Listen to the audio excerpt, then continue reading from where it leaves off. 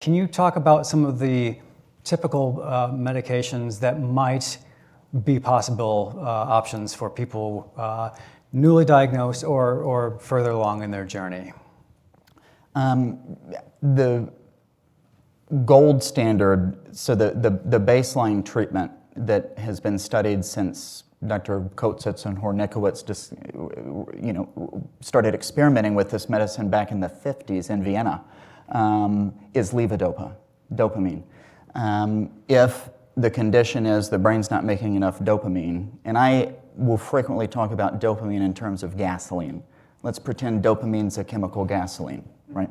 And so if the brain's not making gasoline over time, dopamine's not being made over time, the engine can seize up, frequently caused tremor and stiffness. So we give back gasoline in the form of the dopamine.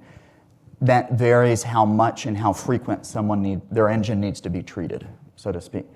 So the gold standard treatment is a medication called carbidopa levodopa, of which there are many different derivatives that have come about from that medication.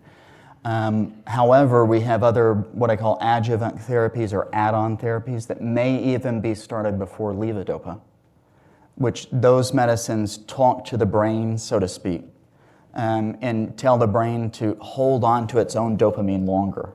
And so it extends the effect that your own brain's making the dopamine, thereby enhancing its effect and can offset some of the symptoms before we have to add some externally from the outside. We use what your brain's already making.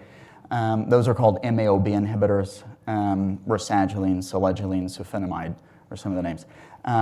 But gradually over time, as the Parkinson changes, we expect to gradually go up on the amount of dopamine to play catch-up. If we don't supplement the engine gasoline, it's continually going down. If we keep the medicine the same, you'll be running at an ever-increasing deficit of symptoms.